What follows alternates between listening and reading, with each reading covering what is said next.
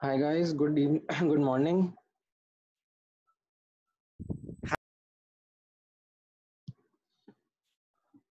Great, I think ठीक है.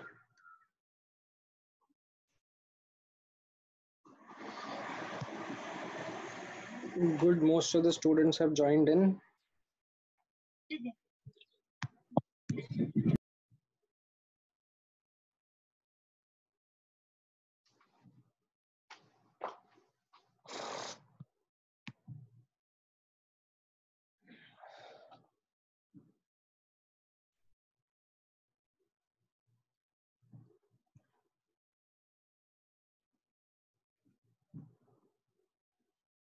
All right.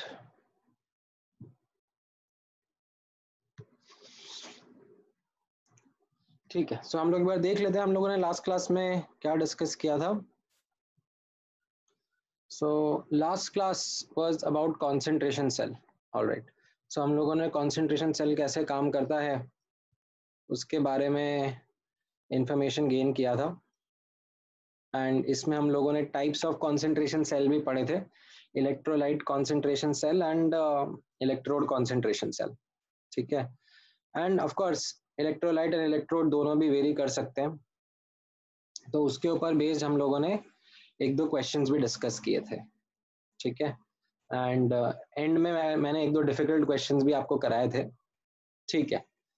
तो अब मैं एक बार आप लोगों को क्विक एक रिकैप दे देता हूँ कि हम लोगों ने अभी तक क्या क्या चीज़ें कर ली हैं.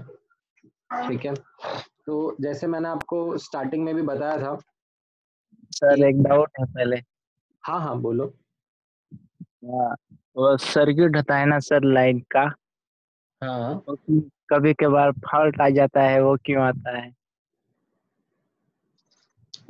मतलब फॉल्ट आने के बहुत सारे कारण हो सकते हैं. हो सर. सक हो सकता है कि बीच में सर्किट ब्रेक हो गया हो. अब सर्किट ब्रेक होने के लिए भी क्या क्या रीजन हो सकते हैं. मतलब मान लो जैसे ये पावर प्लांट है. ठीक है. और ये आपका घर है. ठीक है. अब यहाँ से इलेक्ट्रिसिटी आपके घर पे आ रही है. बहुत सारे ऐसे बीच में ट्रांसफार्मर लगे हुए होते हैं. बहुत सारे हम लोग देखते हैं ना इलेक्ट्रिक पोल लगे हुए होते हैं. ठीक है. अब मान लो कि यहाँ पर एक पेड़ था और वो पेड़ गिर के ये वायर को तोड़ दिया. तो अब फॉल्ट आ जाएगा. पावर प्लांट से आपके घर पे लाइट आएगी ही नहीं. ठीक है. हो सकता है. अच्छा, आपके घर में भी कैसा होता है जब आपके घर में कनेक्शन लगता है तो यहाँ पर एक मीटर लगता है और मीटर के बाद फिर आपके घर में डिफरेंट डिफरेंट कमरों में कनेक्शन जाता है. तो मीटर में क्या होता है, कई बार फ्यूज होता है. तो कई बार कैसा होता है कि एकदम अगर वोल्टेज ऊपर नीचे होता है, शूट अप करता है, तो ये फ्यूज जल जाता है. ये फ्यूज जल जाएगा तो भी आपका सर्किट ब्रेक हो जाएगा. तो उसकी वजह से भी आपको फिर घर में इलेक्ट्रिसिटी नहीं आएगी. Yes sir. ये तो कैसा, ये तो मतलब प्रैक्टिकल नॉलेज है जो हमें धीरे धीरे समझ में आती है जब हम लोग इस चीज को इस एप्लीकेशन को रियल लाइफ में देखने लगते हैं.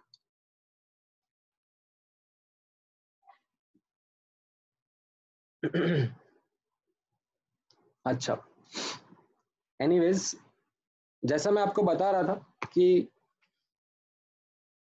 हम लोग एक ओवरव्यू लेना चाह रहे थे इस चैप्टर का. तो जैसा मैंने आपको बताया था कि हम लोग इस चैप्टर में 3 पार्ट्स में इस चैप्टर को करेंगे. एक रहेगा आपका गैल्वेनिक सेल्स. ठीक है. एक रहेगा इलेक्ट्रोलिटिक सेल्स, ठीक है, एंड देन आखिरी में रहेगा आपका कंडक्टेंस वाला पार्ट, ठीक है। तो इसमें अभी हमें 6 लेक्चर लग गए, ठीक है। हम लोगों ने गैल्वेनिक सेल वाला पार्ट देख लिया है, this is something that we are done with, ठीक है। इसके अंदर हम लोगों ने क्या क्या देखा है वो मैं आपको एक बार क्विक रिकैप करा देता हूँ, ठीक है। हम लोगों ने गैल्वेनिक सेल में क्या क्या देख लिया है,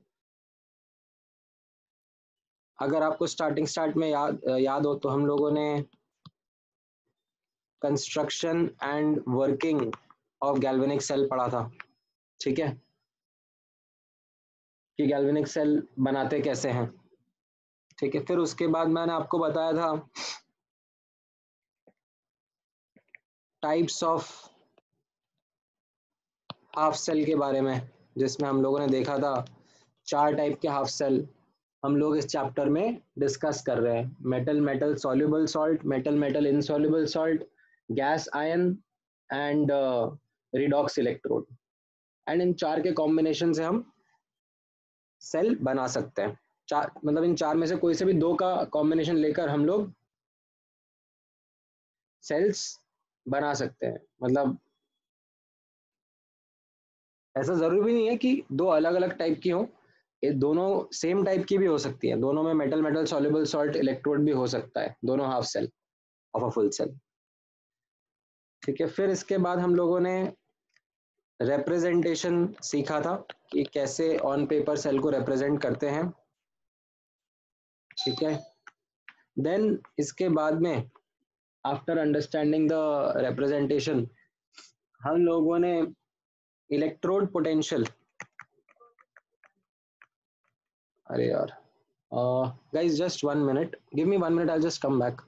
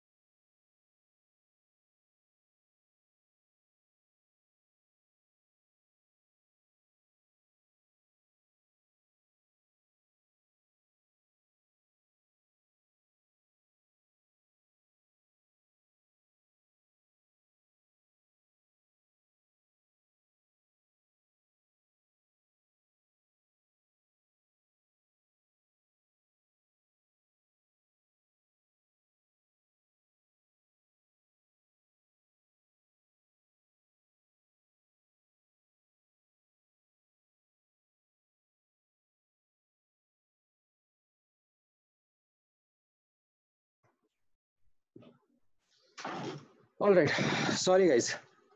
So yeah, as I was saying कि हम लोग कंस्ट्रक्शन एंड वर्किंग देख रहे हैं of the type of half cell, देखा, रिप्रेजेंटेशन देखा, फिर electrode potential and cell potential कैसे कैलकुलेट करते हैं वो हम लोगों ने देखा। फिर इसके बाद इलेक्ट्रोकेमिकल सीरीज क्या होती है, कैसी होती है, इसका हम लोगों ने डिस्कशन देखा, समझा, ठीक है। अब इसके बाद बताओ, याद आ रहा है तो क्या करा था हम लोगों ने इलेक्ट्रोकेमिकल सीरीज करने के बाद में? हम लोगों ने देखा था thermodynamics of cell.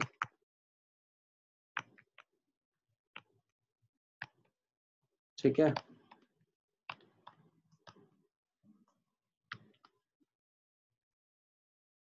Thermodynamics of cell में कैसा रहता है दैट हम लोगों ने रिलेशनशिप वही देखा था, delta G naught is equal to minus N F E naught is equal to minus R T ln Q, है ना। और उसके ऊपर हम लोगों ने काफी सारे क्वेश्चंस प्रैक्टिस करे थे।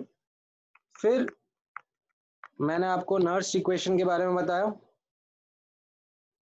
कि नर्स इक्वेशन अगर नॉन स्टैंडर्ड स्टेट में सेल है तो भी हम नर्स इक्वेशन को ऐसे full cell as well as half cell दोनों पे अप्लाई करके नॉन स्टैंडर्ड स्टेट में पोटेंशियल निकाल सकते हैं। ठीक है, and then in the end जो लास्ट क्लास में हम लोगों ने डिस्कस किया था वो था कॉन्सेंट्रेशन सेल, राइट।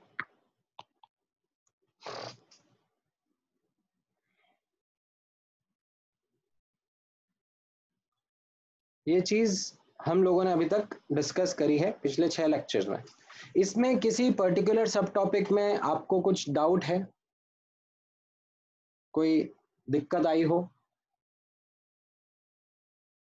ठीक है, रिवीजन करने का रिस्पॉन्सिबिलिटी आपके ऊपर है। देखो, आपको रिवीजन जरूर करना रहेगा। ठीक है, मैं ऐसा नहीं बोल रहा हूँ कि आपको अभी के अभी सब कुछ याद हो गया होगा।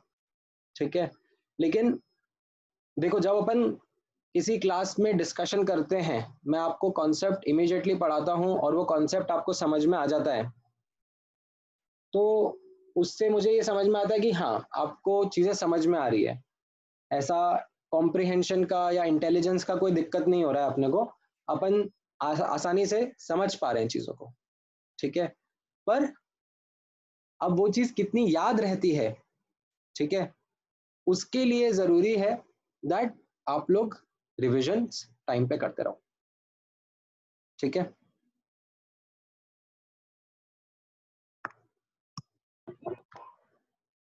तो ये हम लोगों ने गैल्वेनिक सेल वाला पार्ट समझा था। ठीक है, आज हम लोग शुरू करेंगे इलेक्ट्रोलिटिक सेल वाला पार्ट, जिसमें हम लोग अब आप मान के चलो कि तीन से चार लेक्चर और जाएंगे। ठीक है, 3 लेक्चर में हो जाना चाहिए, 4 लेक्चर मैक्स टू मैक्स खींचना चाहिए। ठीक है, तो ये इलेक्ट्रोलिटिक सेल वाला पार्ट हम लोग स्टार्ट करें।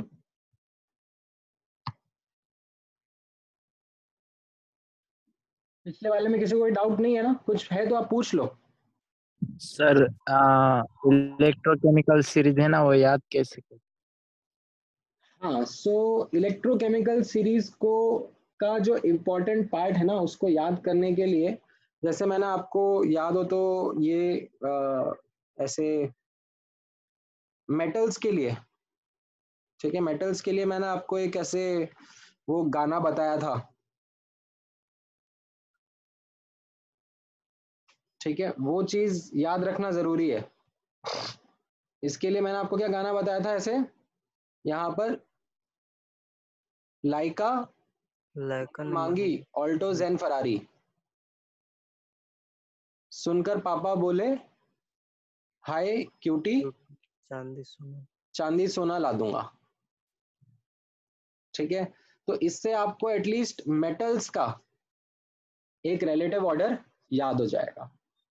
ठीक है, पूरी की पूरी सीरीज, देखो पूरी की पूरी सीरीज याद करना थोड़ा मुश्किल है, ऐसा नहीं है कि पूरी की पूरी सीरीज आप याद कर पाओगे, बट एटलीस्ट इतना आप याद रखोगे तो आपको काफी हेल्प रहेगा। इसमें आपको एटलीस्ट ऐसे वाले क्वेश्चन जरूर हो जाएंगे जहां पर हम एक मेटल को दूसरे मेटल के आयन के सोल्यूशन में रख रहे हैं और फिर रिएक्शन होगा कि नहीं होगा, डिस्प्लेसमेंट होगा कि नहीं होगा, वो सब हम लोग बता पाएंगे।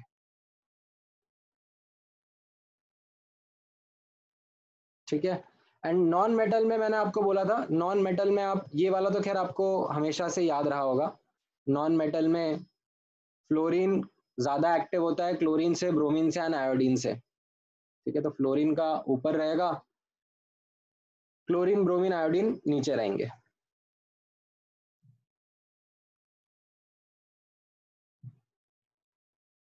ठीक है, और कोई डाउट? नहीं सर। ठीक है, अभी देखो ये जो रिएक्टिविटी सीरीज था ना, उसका यूज यहाँ पर भी आएगा इलेक्ट्रोलिटिक सेल में, हम लोग अभी पढ़ेंगे ना, तो मैं वापस से आपका उसमें रिवीजन कराऊंगा। जो हम लोगों ने अभी ये पढ़ा था ना, जो गाना मैंने बताया, वो गाना अभी वापस से यूज होगा यहाँ पर। ठीक है, so let us start with electrolytic cells. अब इलेक्ट्रोलिटिक सेल के बारे में हम लोगों ने याद हो तो फर्स्ट लेक्चर में कुछ एक स्टेटमेंट लिखा था, ठीक है। वो स्टेटमेंट मैं आपको दोबारा से रिपीट करवा देता हूँ कि आखिर इलेक्ट्रोलिटिक सेल होता क्या है। सो हम लोगों ने गैल्वेनिक सेल में पढ़ा था कि स्पॉन्टेनियस केमिकल रिएक्शन से इलेक्ट्रिकल एनर्जी या इलेक्ट्रिकल वर्क करेंगे, ठीक है। यहाँ पर इलेक्ट्रोलिटिक सेल में इलेक्ट्रिकल वर्क से हम लोग नॉन स्पॉन्टेनियस केमिकल रिएक्शन करवाएंगे,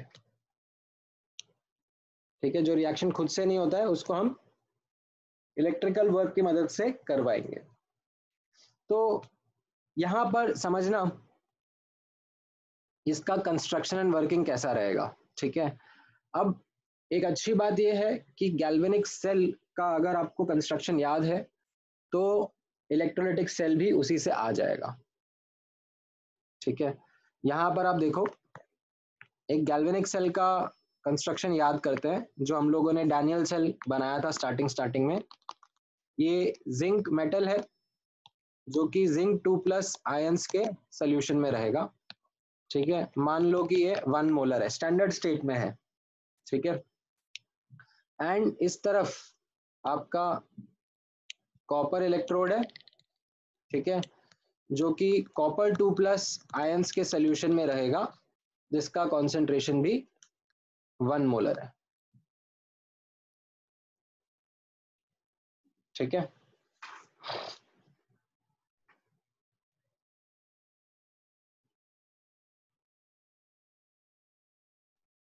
अब इनको अगर मैं कनेक्ट कर देता हूं, एक वायर से कनेक्ट कर देता हूं ऊपर और एक सॉल्ट ब्रिज से कनेक्ट कर देता हूं, तो क्या होगा? अगर आपको याद हो तो E0 सेल आ जाएगा आपका 1.1 वोल्ट, ठीक है। मैं नहीं एक्सपेक्ट कर रहा था कि आपको ये वैल्यू पता होगी, ठीक है। मुझे तो क्या इतना पढ़ा पढ़ा के वैल्यू याद हो गई है, ठीक है। मुझे ये याद हो गया है कि इसका SRP जो होता है वो -0.74 होता है, 76 होता है, और इसका SRP +0.34 होता है, ठीक है। तो मुझे वो वैल्यू से याद आ गया है कि ये 1.1 वोल्ट इसका E0 सेल आएगा, ठीक है। मैं नहीं एक्सपेक्ट कर रहा कि आपको याद होगा, ठीक है। अब क्या होता था, इलेक्ट्रॉन जाते थे, ठीक है, जिंक से कॉपर की तरफ, ठीक है। इस तरीके से मेरा ये गैल्वेनिक सेल काम करता था। अब मैं क्या बोल रहा हूं कि मुझे अब इलेक्ट्रॉन्स को ऑपोजिट डायरेक्शन में रन करवाना है, ठीक है। पहले इलेक्ट्रॉन्स जा रहे थे left to right and current उसके ऑपोजिट डायरेक्शन में जाता था। अब मैं चाह रहा हूं कि मेरे इलेक्ट्रॉन्स जो हैं वो इस तरीके से जाएं, ठीक है, एंड करंट ऑपोजिट वे में रन होने लग जाए, ठीक है। करंट ऑपोजिट वे में रन करे, तो उसके लिए मेरे को क्या करना पड़ेगा, मुझे यहाँ पर एक्सटर्नल पोटेंशियल डिफरेंस लगाना पड़ेगा, ठीक है। मैं ऐसे ई एक्सटर्नल लगाऊंगा जिसका वैल्यू E0 सेल से ज्यादा होगा, ठीक है। और उसका मैं पॉजिटिव नेगेटिव टर्मिनल इस तरीके से लगाऊंगा कि उसका करंट लेफ्ट से राइट की तरफ जाए। ठीक है, ये मैं क्या करूंगा, ये मैं एक्सटर्नली लाके कहीं से बैटरी या पोटेंशियल डिफरेंस का सोर्स लगाऊंगा। ठीक है, तो अब क्या हो जाएगा, इलेक्ट्रॉन्स अब अलग डायरेक्शन में जाने लग जाएंगे। ठीक है, अब यहां पर देखो, ये जो जिंक वाला साइड है, यहां पर इलेक्ट्रॉन आने लग गए। तो यहां पर जहां पर इलेक्ट्रॉन आते हैं वहां पर क्या होता है, रिडक्शन, और जहां पर रिडक्शन होता है उसको हम लोग बोलते हैं कैथोड। ठीक है, यहाँ पर इलेक्ट्रॉन्स आ रहे हैं, आपको दिख रहा है ये इलेक्ट्रॉन्स आते हुए, यहाँ पर इलेक्ट्रॉन्स आएंगे, तो यहाँ पर रिएक्शन क्या होने लग जाएगा, यहाँ पर सोल्यूशन से जिंक 2+ आयंस ये इलेक्ट्रॉन को लेंगे और रिड्यूस होकर जिंक बनाने लग जाएंगे। ठीक है, ये यहाँ पर कैथोड हो जाएगा। ठीक है, अब यहाँ पर से क्या हो रहा है, यहाँ पर से इलेक्ट्रॉन्स जा रहे हैं। ठीक है, कॉपर वाली साइड से इलेक्ट्रॉन्स जा रहे हैं। ठीक है, तो यहाँ पर जहां से इलेक्ट्रॉन जा रहे होते हैं वहां पर क्या हो रहा होता है, ऑक्सीडेशन हो रहा होता है, एंड जहां पर ऑक्सीडेशन होता है उसको हम लोग एनोड बोलते हैं। तो यहाँ पर क्या हो रहा होगा, दैट कॉपर इलेक्ट्रॉन्स छोड़ रहा होगा एंड कॉपर 2+ आयन सोल्यूशन में जा रहे होंगे। ठीक है, तो अब आप देखोगे, अगर मैं आपसे पूछूंगा ओवरऑल रिएक्शन क्या रहेगा, तो आपका आंसर क्या रहेगा कि zinc 2+ plus copper is giving zinc solid plus copper 2+ aqueous। ठीक है, तो अब आप मुझे बोलोगे दैट ये रिएक्शन तो नॉन स्पॉन्टेनियस था ना, ये रिएक्शन खुद से तो नहीं होता था, राइट? बट ये हम कैसे करवा रहे हैं, इन इलेक्ट्रॉन्स को एक एक्सटर्नल पोटेंशियल डिफरेंस की हेल्प से ऑपोजिट वे में भेज के। ठीक है, तो ये आपको समझ में आया कि कैसे इलेक्ट्रिकल वर्क से नॉन स्पॉन्टेनियस रिएक्शन कराया जा रहा है।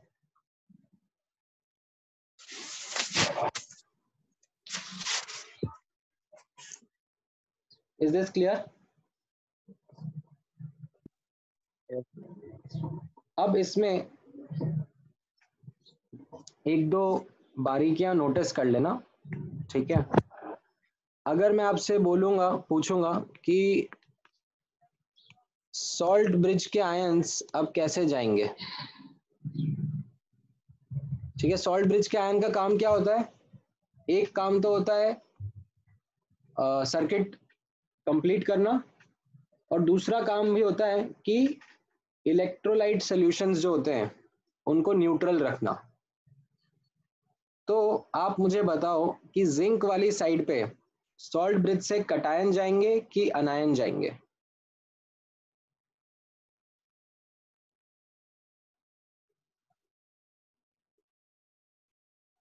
अगर न्यूट्रलिटी मेंटेन करनी है,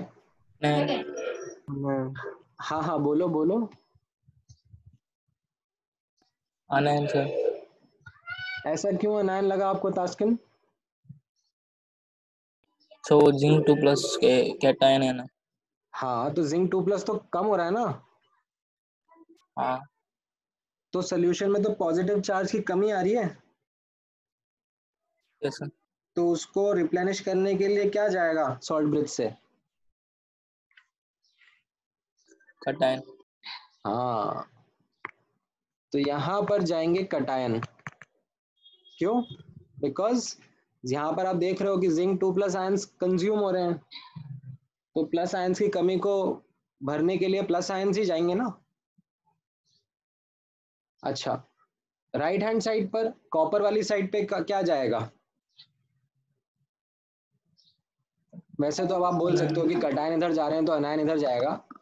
ठीक है, बट सोच भी लेते हैं इसके बारे में। यहां पर आप देखोगे तो क्या हो रहा है, कॉपर 2+ आयन बन रहे हैं, मतलब सोल्यूशन में प्लस चार्ज ज्यादा हो रहा है, तो वो प्लस चार्ज को न्यूट्रलाइज करने के लिए क्या होगा, सॉल्ट ब्रिज के अनायंस इस तरफ जाएंगे। ठीक है, तो यहां पर हो जाएगा cations to cathode and anions to anode. इस तरीके से सॉल्ट ब्रिज के आयंस जाएंगे। ठीक है, अच्छा इसमें अब एक और जो नोट करने वाली बात है, ये एक इम्पॉर्टेंट नोट करने वाला बात देख लेना, ये गैल्वेनिक सेल से थोड़ा सा अलग रहेगा। कैथोड जो है वो एक्सटर्नल बैटरी के नेगेटिव टर्मिनल से कनेक्टेड है। एक्सटर्नल बैटरी का जो नेगेटिव टर्मिनल है, ठीक है, उससे कैथोड कनेक्टेड है, तो हम लोग बोलते हैं कैथोड इज नेगेटिव पोलैरिटी। ठीक है, एंड एनोड जो है वो आप देख रहे हो वो पॉजिटिव टर्मिनल से कनेक्टेड है। ठीक है, एनोड जो है वो पॉजिटिव टर्मिनल से कनेक्टेड है, तो एनोड को हम लोग बोलते हैं पॉजिटिव पोलैरिटी।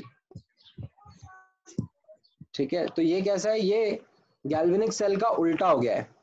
ठीक है, गैल्वेनिक सेल में कैथोड पॉजिटिव होता था और एनोड नेगेटिव होता था। ठीक है, पर मैंने आपको वही बताया था कि कैथोड और एनोड की डेफिनेशन पॉजिटिव नेगेटिव से नहीं होती है। ठीक है, यहां पर मैं वापस से आपको ध्यान से बता देता हूं, कैथोड की डेफिनेशन होती है जहां पर रिडक्शन हो रहा हो। ठीक है, भले ही वो गैल्वेनिक सेल हो या इलेक्ट्रोलिटिक सेल हो। ठीक है, ये कैथोड की डेफिनेशन होती है। एनोड की डेफिनेशन होती है ऑक्सीडेशन, भले ही वो गैल्वेनिक सेल हो या इलेक्ट्रोलिटिक सेल हो, दिस इज द डेफिनेशन। बस यहां पर देखना पोलैरिटी अलग अलग हो जाती है। गैल्वेनिक सेल में, ठीक है, गैल्वेनिक सेल में कैथोड पॉजिटिव था और एनोड नेगेटिव था। इलेक्ट्रोलिटिक सेल में कैथोड नेगेटिव हो जाता है और एनोड पॉजिटिव हो जाता है। ठीक है, ये एक छोटा सा अंतर है जिसका आपको ध्यान रखना पड़ेगा, एंड ये चीज को समझ लेना पड़ेगा दैट कैथोड एनोड की डेफिनेशन ऑक्सीडेशन रिडक्शन से आती है। कैथोड मतलब रिडक्शन, एनोड मतलब ऑक्सीडेशन। ठीक है, इसका प्लस माइनस साइन डेफिनेशन नहीं बनाता है। ठीक है, प्लस माइनस साइन तो हमें बस याद रखना होता है। ठीक है,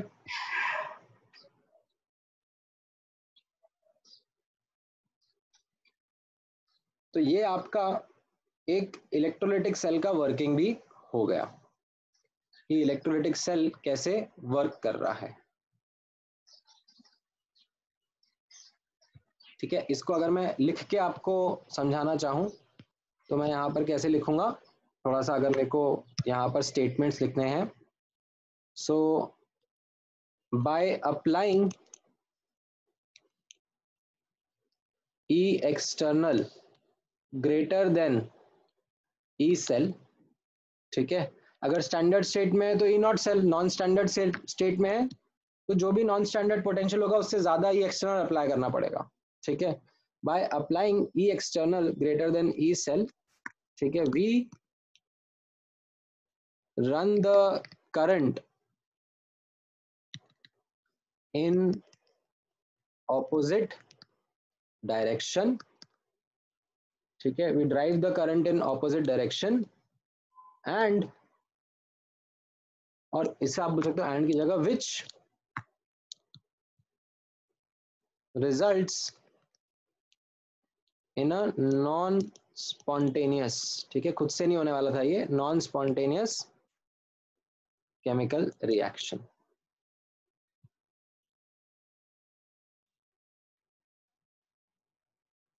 ठीक है, यहाँ पर अगर मैं आपसे पूछूंगा, चलो मैं कुछ आपसे यहाँ पर fill in the blanks type पूछूंगा।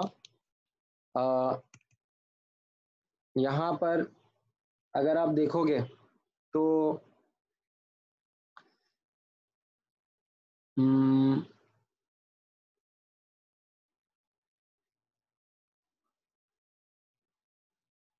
इलेक्ट्रॉन्स एक्सटर्नल वायर में कैसे जा रहे हैं? इन external circuit, or you can say in external wire, electrons go from where to where?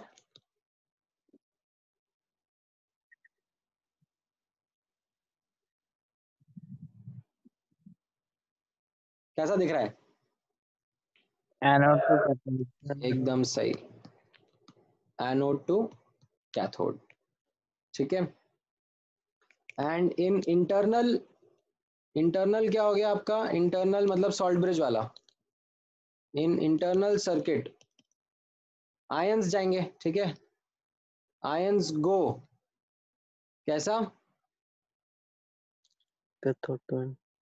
Ions में कटायंस लिख दूंगा मैं। कटायंस कैसे कैसे जाएंगे? Towards, anode to cathode. हाँ, टुवर्ड्स कैथोड जाएंगे, और अनायंस जाएंगे टुवर्ड्स एनोड। Towards anode. ठीक है, तो ये एक्चुअली आप देखोगे, ठीक है, तो ये गैल्वेनिक सेल के जैसा ही हो गया। ठीक है, कि गैल्वेनिक सेल में, क्योंकि हमने क्या हो गया, एनोड कैथोड पलटी कर दिया ना, यहाँ पर हमने करंट भी पलटी कर दिया, और करंट पलटी करने से कैथोड एनोड भी पलटी हो गया। तो ये जो स्टेटमेंट मैंने यहाँ पर बोले हैं, ये स्टेटमेंट गैल्वेनिक सेल के जैसे ही दिखेंगे। गैल्वेनिक सेल में भी आप देखोगे जाके, तो यही स्टेटमेंट हम लोगों ने लिखे थे। ठीक है, अंतर क्या है गैल्वेनिक सेल में और इलेक्ट्रोलिटिक सेल में? अंतर यहां पर है, ये रिएक्शन में। गैल्वेनिक सेल में इसका उल्टा रिएक्शन हो रहा है, और इलेक्ट्रोलिटिक सेल में ये रिएक्शन हो रहा है। ठीक है,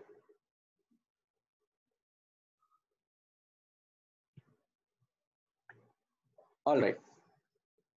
सो आई थिंक आपको अब कंस्ट्रक्शन और वर्किंग तो समझ में आ गया है इलेक्ट्रोलिटिक सेल का। ठीक है, अब इससे ज्यादा सवाल नहीं पूछते, एक्चुअली ज्यादा सवाल पूछे जाते हैं from the topic of electrolysis. ठीक है, अब मैं आपको लिखवाता हूं इलेक्ट्रोलिसिस के बारे में। ठीक है, इलेक्ट्रोलिसिस क्या रहता है, कैसा रहता है, वो आप यहां पर ऑब्जर्व करना।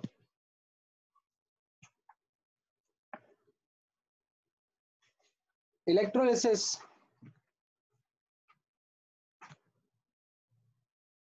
इसमें, इसको बोला जाता है, इसका डेफिनेशन इस तरीके से रह जाता है, the process of using electrical current to bring a chemical change is called electrolysis. ठीक है, अब जब हम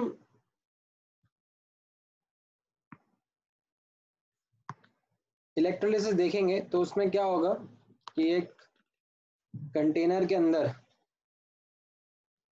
यहाँ पर कुछ ना कुछ रखा रहेगा, इस कुछ ना कुछ को हम लोग क्या करेंगे, इलेक्ट्रोलाइट।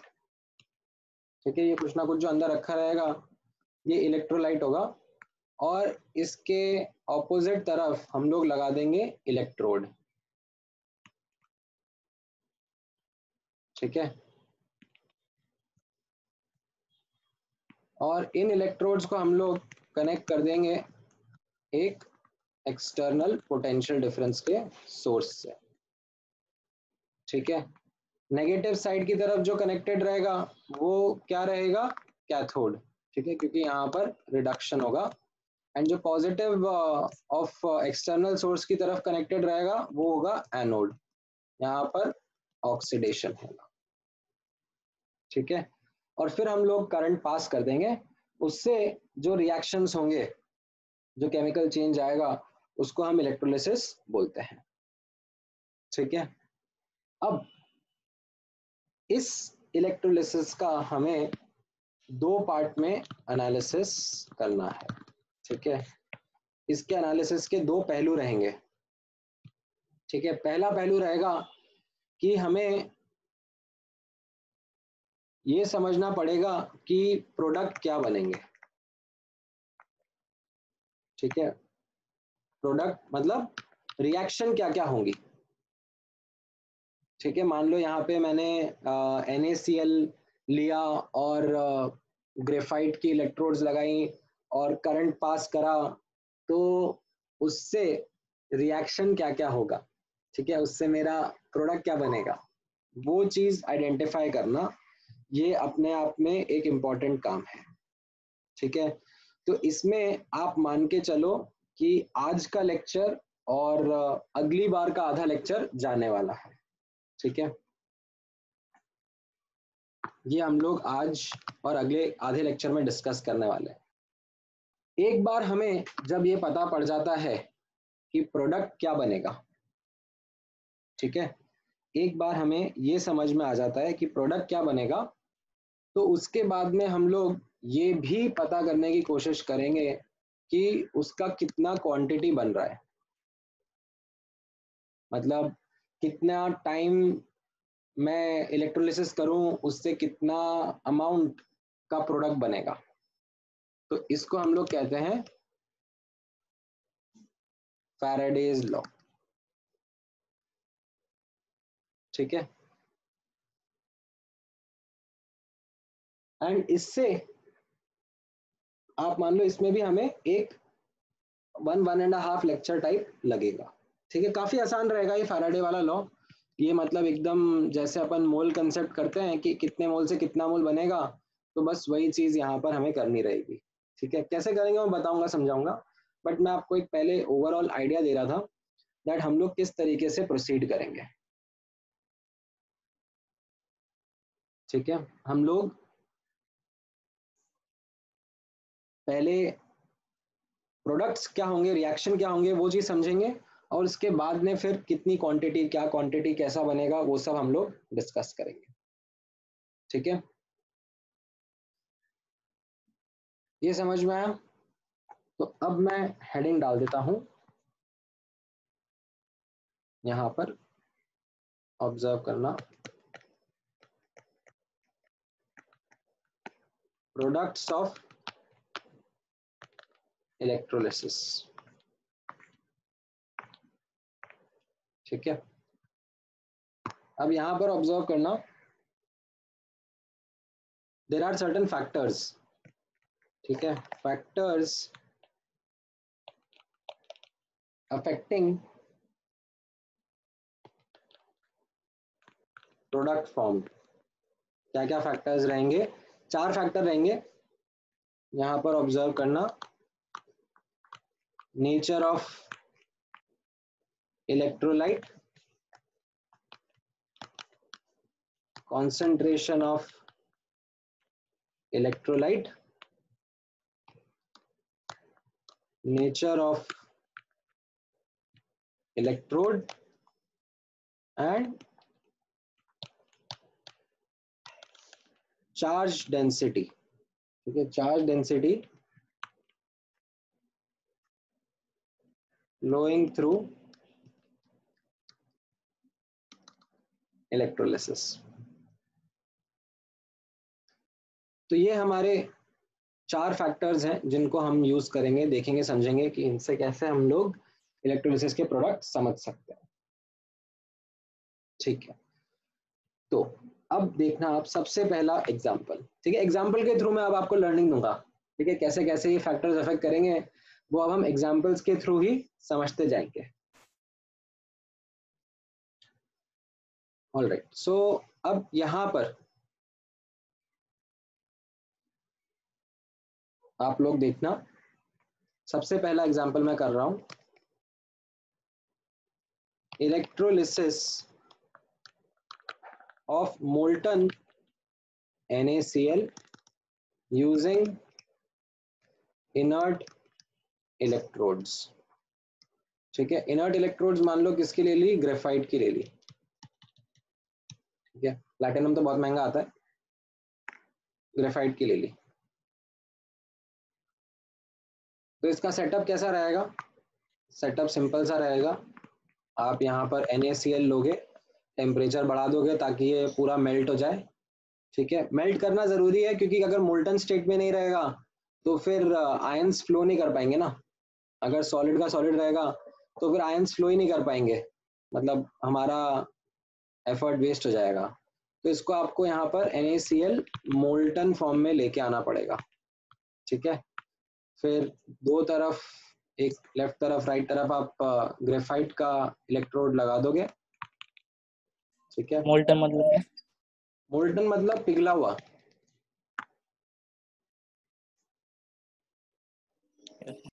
ठीक है, तो ग्रेफाइट का इलेक्ट्रोड लगा दोगे और फिर यहाँ पर आप एक्सटर्नल पोटेंशियल से करंट पास करने की कोशिश करोगे. ठीक है, ये इस तरफ कैथोड रहेगा. ठीक है, और इस तरफ एनोड रहेगा. ठीक है, ये कैथोड जो है वो कैसा है, नेगेटिवली चार्ज प्लेट है, और एनोड जो है वो कैसा है, पॉजिटिवली चार्ज इलेक्ट्रोड है ना. तो अब क्या होगा, ठीक है, what will happen, opposite charge ions start to move towards electrodes. ठीक है, तो कैथोड की तरफ कौन सा आयन जाएगा, कटायन. कटायन. ठीक है, तो कैथोड क्या होगा, at cathode cations will get reduced. ठीक है, कटायन माइग्रेट होंगे और कैथोड पे आके रिड्यूस हो जाएंगे. ठीक है, तो यहाँ पर जो रिएक्शन रहेगा वो मैं आपके सामने अब लिख सकता हूँ. Na plus electron will form Na. ठीक है, एंड एनोड पर क्या होगा, एनोड तो पॉजिटिवली चार्ज है, तो वहां पर क्या आएंगे, अनायंस. अनायंस आएंगे और वो क्या हो जाएंगे, ऑक्सीडाइज्ड. ठीक है, कैथोड पर रिड्यूस होते हैं, एनोड पर ऑक्सीडाइज होते हैं. ठीक है, तो क्या रहेगा उसका रिएक्शन भी आप बता सकते हो, Cl minus 2Cl minus will give you Cl2 gas plus 2 electron.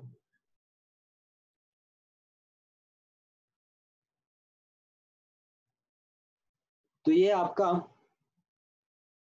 Product होगा इलेक्ट्रोलिसिस का, कैथोड और एनोड पर. कैथोड पर क्या होने लग जाएगा, सोडियम डिपॉजिट होने लग जाएगा, और एनोड पर क्लोरीन गैस लिबरेट होने लग जाएगी.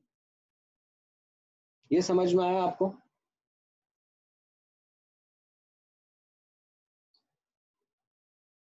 ठीक है. अगर ये समझ में आया है तो आई थिंक एक एग्जांपल आप खुद से भी कर सकते हो. मैं अगर आपको बोलूं लिखने के लिए, electrolysis of molten copper sulphate using graphite electrodes. ठीक है, तो बताओ मुझे क्या क्या होगा, कैथोड पर क्या होगा और एनोड पर क्या होगा, एक गेस करो कि क्या रिएक्शन होगी, फिर हम लोग डिस्कस करेंगे.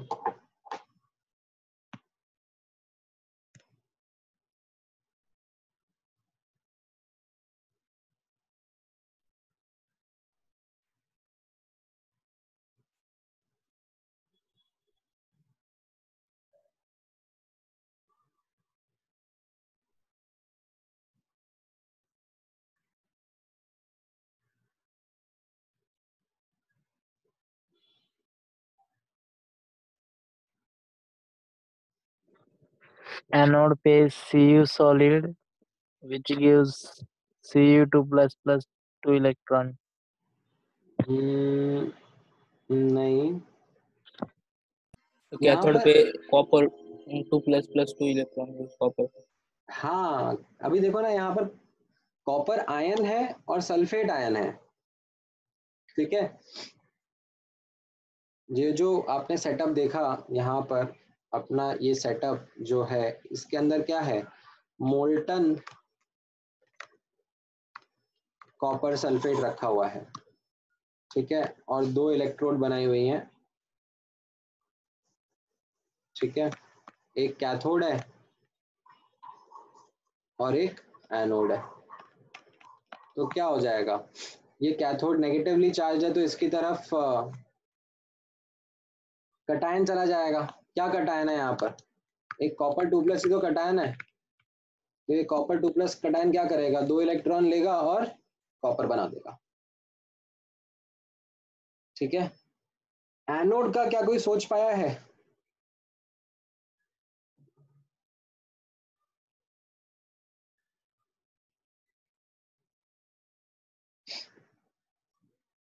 सल्फेट आयन का क्या होगा? सल्फेट तो आयन का, ऊपर वाला रिएक्शन 2 इलेक्ट्रॉन। अब यहाँ पर नोटिस करना, ये सर, एक, हाँ बोलो।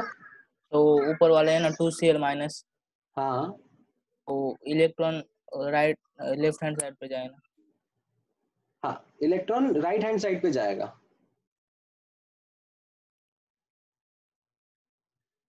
एनोड मतलब ऑक्सीडेशन हो रहा है, ऑक्सीडेशन मतलब लॉस ऑफ इलेक्ट्रॉन, तो ये इलेक्ट्रॉन लूज करेगा, ठीक है, इसमें ऑक्सीडेशन स्टेट बढ़ जाएगा।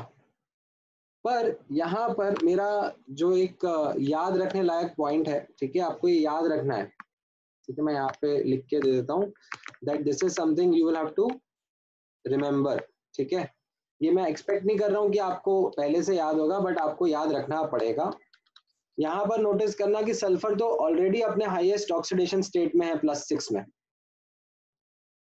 सल्फर ऑलरेडी अपने हाईएस्ट ऑक्सीडेशन स्टेट में है, +6 में।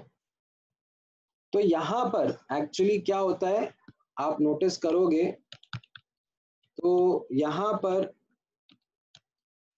जो ऑक्सीजन है, ठीक है, ये -2 स्टेट में है ना।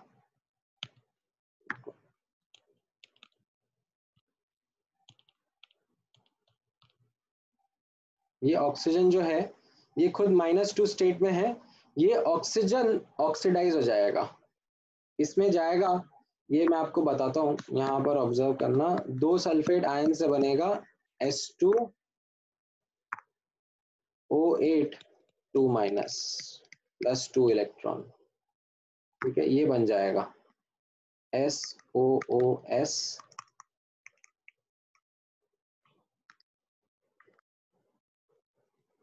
ठीक है। तो इसमें क्या होगा, 2 ऑक्सीजन जो रहेंगे वो -1 में आएंगे, ठीक है।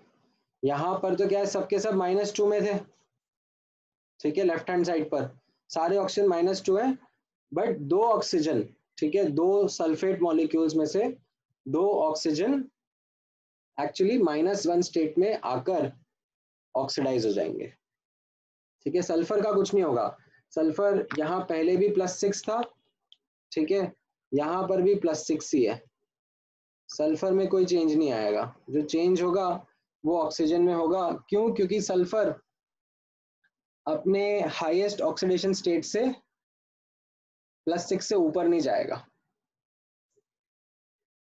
ठीक है। आपको याद हो तो ये एग्जाम्पल आप लोगों ने वॉल्यूमेट्रिक में भी देखा था, मैंने आपसे पूछा था H2S2O8 में सल्फर का ऑक्सीडेशन स्टेट क्या होगा, ठीक है। तो हमने देखा था कि फॉर्मूला लगाते हैं तो +7 आता है, पर वो गलत होता है, फिर स्ट्रक्चर से पता पड़ता है कि एक्चुअली इसमें 2 ऑक्सीजन है जो कि -1 स्टेट में प्रेजेंट है। याद आया कुछ?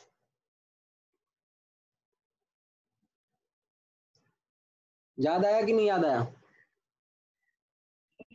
Yes, sir. ये ऐसा था ना, जब याद हो तो वॉल्यूमेट्रिक में मैंने आपको पूछा था कि H2SO4 में, ठीक है, मैंने बोला था कि सल्फर कितना होगा, तो आपने बोला था +6, मैंने बोला था ये करेक्ट है। फिर मैंने बोला था कि H2SO5 में सल्फर कितना होगा, और आप फॉर्मूला से बताओगे +8, तो मैंने बोला था ये गड़बड़ हो गया, ठीक है, इसमें एक्चुअली एक परऑक्सी बॉन्ड रहता है। वैसे मैंने H2S2O8 के बारे में पूछा था कि सल्फर का ऑक्सीडेशन स्टेट क्या रहेगा, आपने बोला था +7, अगर आप फॉर्मूला से करोगे तो, ठीक है, बट वो भी गड़बड़ हो जाएगा, क्योंकि करेक्ट आंसर कैसे मिलेगा इनका, स्ट्रक्चर देख के, ठीक है। तो ये हम लोगों ने वहां पर देखा था, उसी चीज का यहाँ पर एक बार वापस आपके सामने ये आया है। तो ये आपको, जैसे मैंने बोला था कि ये याद रखना रहेगा, ठीक है, इसको आप प्लीज याद रखो, ठीक है। जैसे Cl- से Cl2 बनना, ये आपको याद रखने की जरूरत नहीं है, ये तो ऑटोमेटिकली आपको क्लिक हो जाएगा, ठीक है। बट सल्फेट से क्या बनेगा, सल्फेट से ये परऑक्सी, ठीक है, इसको क्या बोलते हैं, परऑक्सी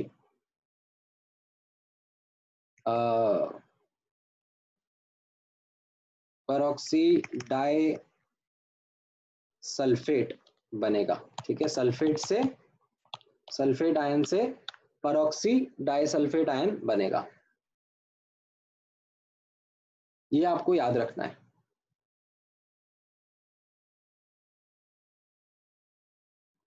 ठीक है। कुछ सिंपल रिएक्शन रहेंगे तो उसमें तो कोई दिक्कत ही नहीं है, ठीक है, सिंपल रिएक्शन में तो कोई दिक्कत ही नहीं आएगी। जैसे कल को मैं आपको बोलूंगा कि NaBr या KBr, KBr का इलेक्ट्रोलिसिस कर रहे हैं, मोल्टन KBr का, तो आप क्या बोलोगे, कैथोड पर K+ से K बन जाएगा, पोटेशियम डिपॉजिट हो जाएगा, और एनोड पर Br- से Br2 गैस लिबरेट हो जाएगा,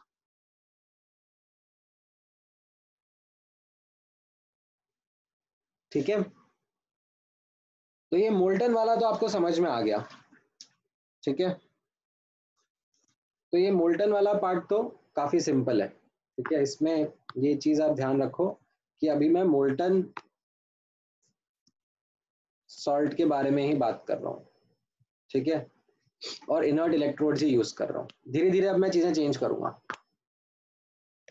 अब आपके सामने मैं नया एग्जाम्पल लेके आ रहा हूँ, ठीक है, विच इज, ध्यान से ऑब्जर्व करना, electrolysis of aqueous copper sulphate solution using inert electrodes, ठीक है। तो ये कुछ नया है अब आपके सामने, अब ये मोल्टन नहीं बचा, ये एक्वस हो गया, ठीक है। ये अब आपके लिए नया है, मतलब पानी के अंदर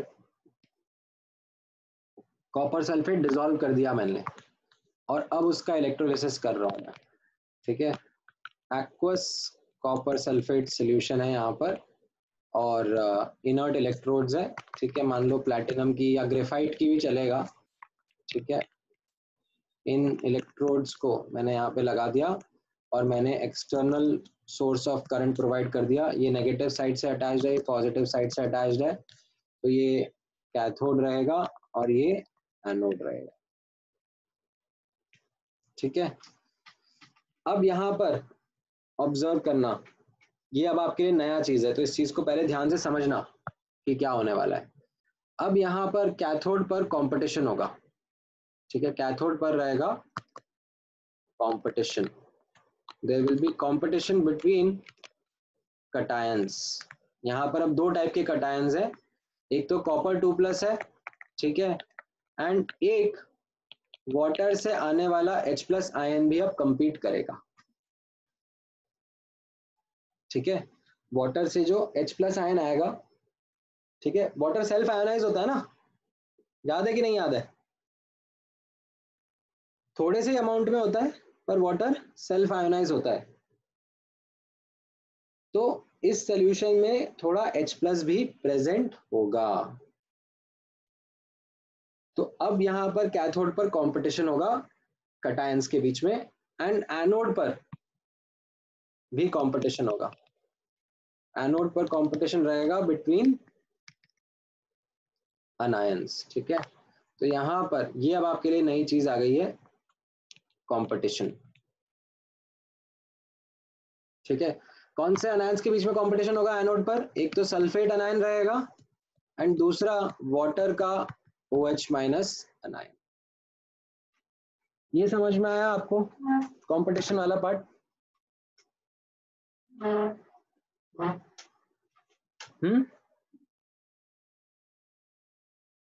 यस सर। अच्छा, अब कंपटीशन कौन जीतेगा? ठीक है, सो यहां पर अब आपके सामने सबसे बड़ा क्वेश्चन आता है, who wins the competition? That is, इसको मैं और सिंपल तरीके से बोल सकता हूं, विच आयन, ठीक है, और not ion necessarily, which species reacts first? ये अब आपके लिए एक बड़ा सवाल सामने आ गया है। ठीक है, अब इस बड़े सवाल का आंसर रहेगा, ठीक है, जो एक जनरल आंसर रहेगा वो रहेगा, ये मैं लिख देता हूं यहां पर, जिसको कम एनर्जी लगेगा, लीस्ट एनर्जी रिक्वायर्ड। ठीक है, जिसको सबसे कम एनर्जी लगेगा वो पहले रिएक्ट कर जाएगा, least energy required reacts first. ये मेरा एक्चुअली डिसाइड कर देगा कि कौन जीतेगा। अब आप बोलोगे हमें कैसे पता किसको एनर्जी कम लगेगी किसको एनर्जी ज्यादा लगेगी? ये थोड़ा ना हमको कैलकुलेशन आती है। द आंसर इज आपको आती है। कैसे? SRP डेटा से। ठीक है, बेस्ड ऑन, ठीक है, SRP डेटा। ठीक है, वैसे तो मुझे एक्चुअली में जस्ट RP डेटा देना चाहिए, क्योंकि जरूरी नहीं ना कि हर बार स्टैंडर्ड स्टेट में ही हो, ऐसा कोई कंपल्शन तो है नहीं कि हमेशा स्टैंडर्ड स्टेट में हो। तो मुझे स्टैंडर्ड रिडक्शन पोटेंशियल की जगह अगर सिर्फ रिडक्शन पोटेंशियल का भी डेटा मिलेगा ना, तो भी मैं आंसर कर सकता हूं। लेकिन आपको क्वेश्चंस में जनरली SRP का डेटा ही मिलेगा, तो बेस्ड ऑन SRP डेटा आप आंसर कर सकते हो। ठीक है, एट कैथोड क्या होगा ये मैं बता देता हूं आपको।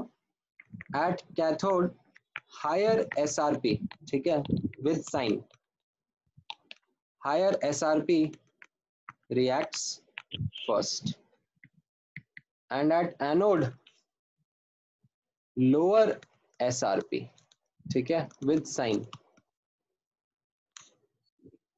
reacts first। ये आप याद कर लो। ठीक है, this is very very important, this will help you in getting the answer to कि actually competition में किसका रिएक्शन होगा। ठीक है, अब जैसे यहाँ पर मान लो आपको मैं अब डेटा दूंगा, ठीक है, आप यहाँ पर डेटा देखना, कॉपर 2 प्लस 2 इलेक्ट्रॉन, ठीक है, गिविंग कॉपर सॉलिड। ठीक है, इसका SRP का डेटा आप निकालोगे तो वो 0.34 वोल्ट आएगा। ठीक है, ये तो मेरे को रटा हुआ है, ठीक है, इसलिए मैंने बिना टेबल देख के लिख दिया। ठीक है, अच्छा, वाटर का रिएक्शन आई थिंक आपको नहीं आता है। ठीक है, वाटर का रिएक्शन मैं आपको बताता हूं। ठीक है, वाटर का रिएक्शन आप ऑब्जर्व करना। ठीक है, वाटर का रिएक्शन कैसा रहेगा? ये जो वाटर है, ठीक है, यहां से H plus and OH minus ion आएगा। ठीक है, बहुत ही कम उससे आएगा डिग्री ऑफ डिसोसिएशन से, एंड ये जो H प्लस आयन है, ठीक है, ये इलेक्ट्रॉन लेकर H2 गैस बना देगा। ठीक है, तो अगर मैं इनको बैलेंस कर दूं और ऐड कर दूं तो ये मेरा ओवरऑल रिएक्शन आ जाएगा यहाँ पर 2H2O liquid plus 2 electron is going to give you H2 gas plus 2OH minus aqueous। ठीक है, ये आप ध्यान रखना। ठीक है, ये मैं आपसे बोलूंगा, remember the reduction reaction of water, ये आपको आगे बहुत जगह काम आएगा। यहाँ पर आप देखोगे कि हाइड्रोजन +1 से 0 जा रहा है। ठीक है, और इसका SRP, ठीक है, मैं आपको बोलूंगा टेबल में ढूंढो, तो आप मुझे ढूंढ के बताओगे इसका SRP टेबल में कहाँ पर है। ठीक है, थोड़ा सा मैं इसको जूम आउट कर देता हूँ। ठीक है,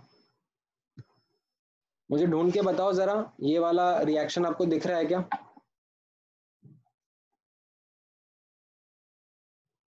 और उसका SRP दिख रहा है क्या? 1.78। नहीं, वो तो H2O2 है, हाइड्रोजन पेरोक्साइड, वो नहीं है।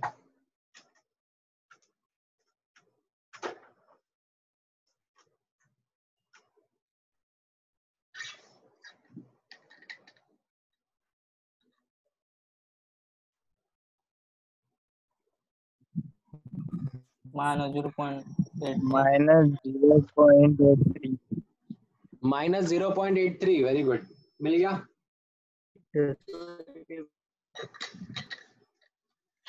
जिस जिसको नहीं मिला वो देखो, यहाँ पर है, ये रहा।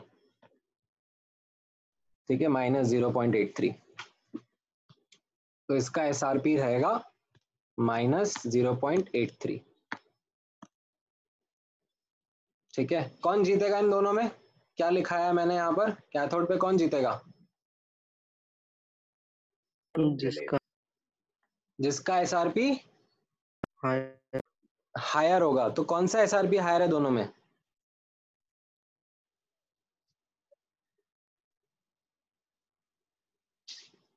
बताओ बताओ। कॉपर। कॉपर वाला। ठीक है, विद साइन, 0. विद साइन देखना है। ठीक है, तो +0.3 -0.8 से बड़ा है। ठीक है, मैं हमेशा विद साइन ही बात करूंगा आप लोगों के साथ में।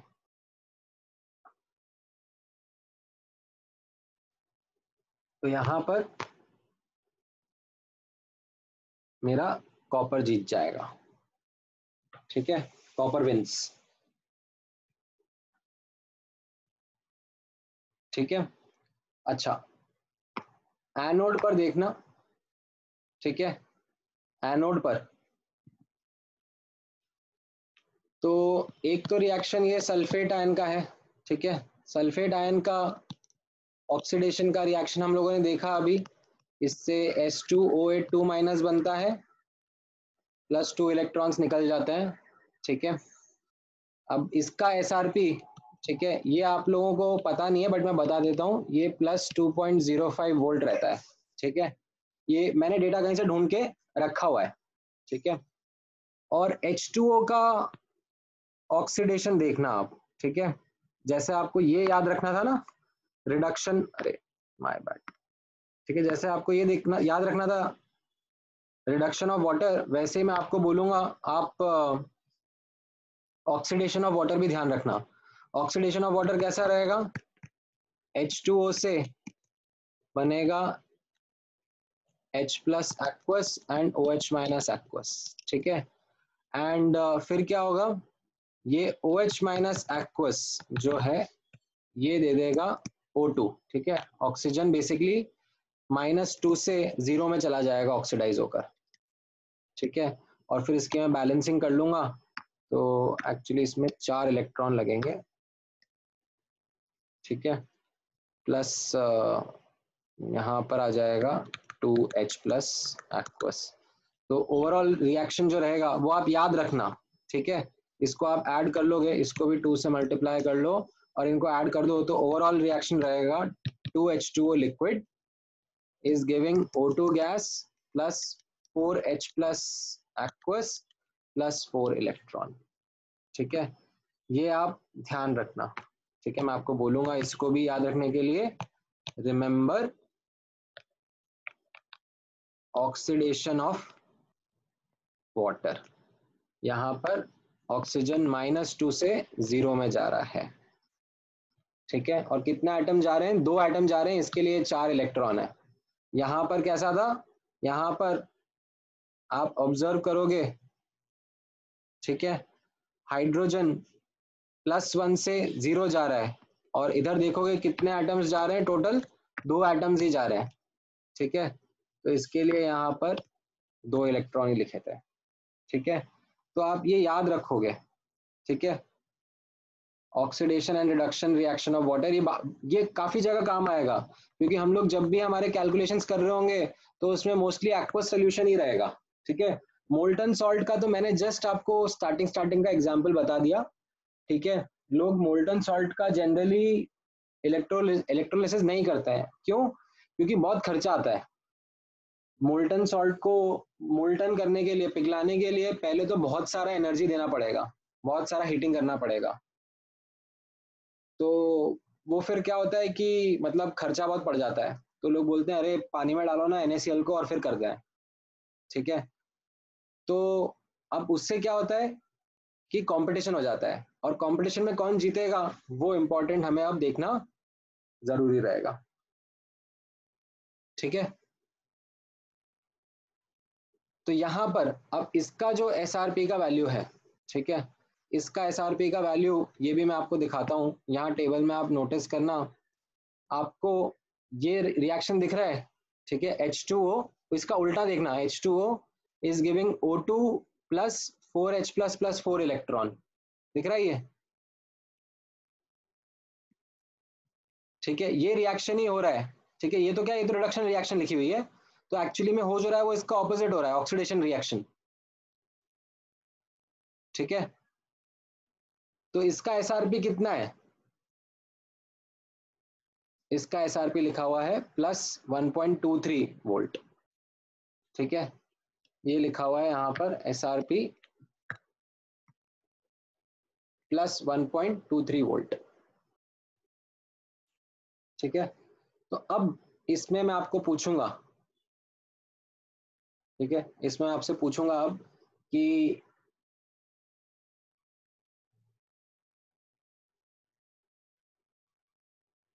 कौन जीतेगा, ठीक है। तो मैंने यहाँ पे आपको लिख के बताया हुआ है, एनोड पर कौन जीतेगा बताओ, SRP डेटा के बेसिस पर।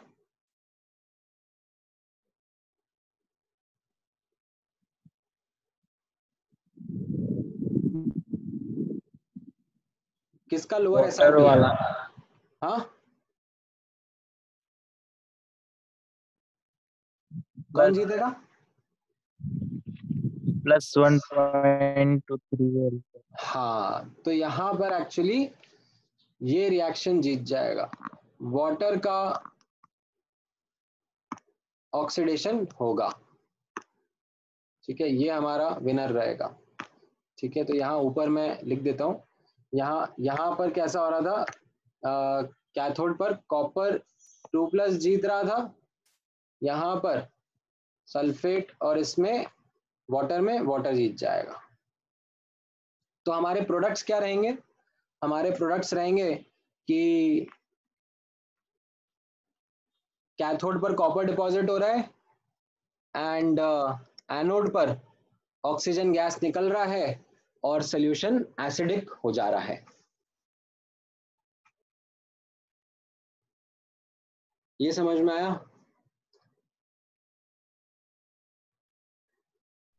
ये हमारे प्रोडक्ट्स हो गए, ठीक है। तो अगर कोई मुझसे पूछेगा कि एक्वस कॉपर सल्फेट का अगर हम इलेक्ट्रोलिसिस कर रहे हैं तो हमारे प्रोडक्ट क्या होंगे, तो हम बोलेंगे कि भाई कॉपर डिपॉजिट होगा कैथोड पर एंड एनोड पर ऑक्सीजन गैस निकलेगी और सोल्यूशन एसिडिक हो जाएगा।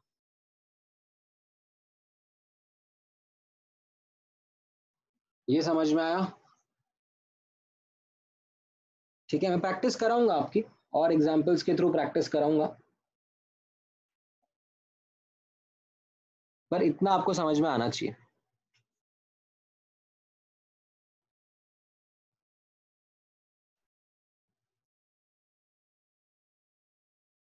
ठीक है,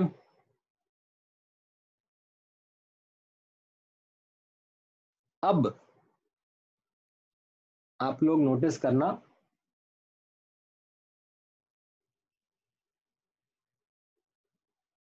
जरूरी नहीं है कि हर बार आपको एसआरपी का डेटा कोई लिख के दे।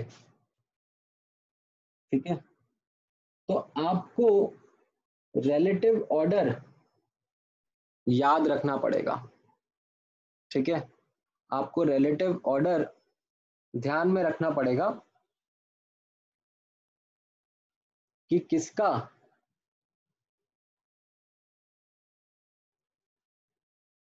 एसआरपी कम या एसआरपी ज्यादा है।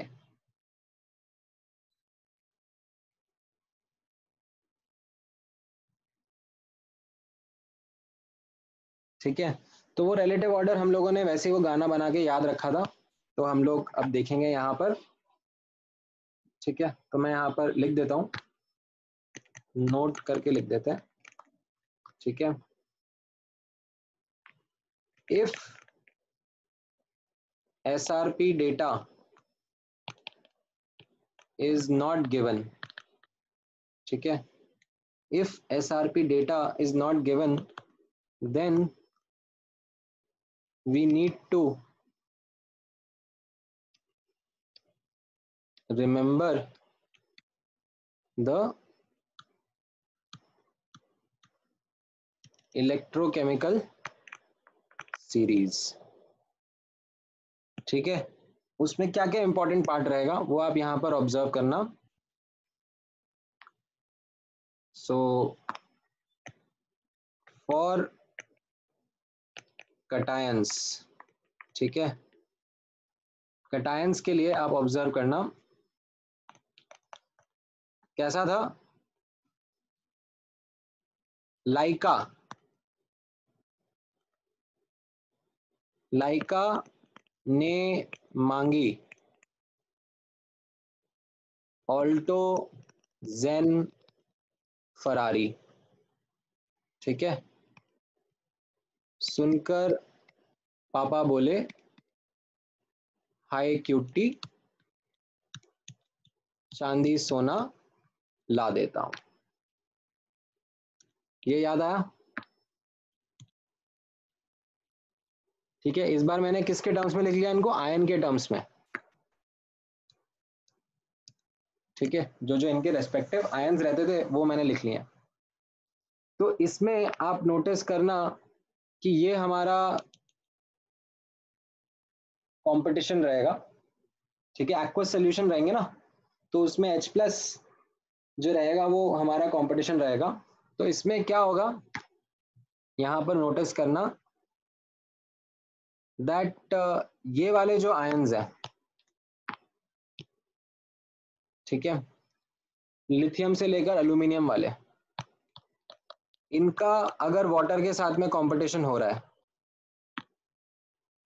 ठीक है, इनका अगर वाटर के साथ में कंपटीशन हो रहा है, ठीक है, और ये कहां पर कंपटीशन होगा? कैथोड पर कंपटीशन होगा ना। ठीक है, और कैथोड पर हम लोगों ने क्या सीखा है?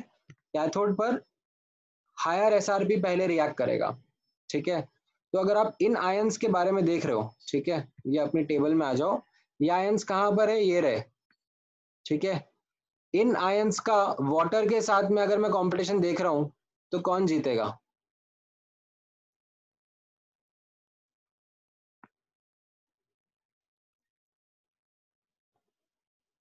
इन आयंस का वाटर के साथ कॉम्बिनेशन में कौन जीतेगा? एल्यूमिनियम। दोबारा देखो, व्हाट कौन जीतता है एट कैथोड? Higher SRP. ठीक है, higher SRP with sign reacts first, ठीक है। तो जो आप कह रहे हो अल्यूमिनियम बाकी आयन से जीतेगा, बट मैं कह रहा हूं कि अल्यूमिनियम, क्या अल्यूमिनियम पानी से जीत पाएगा?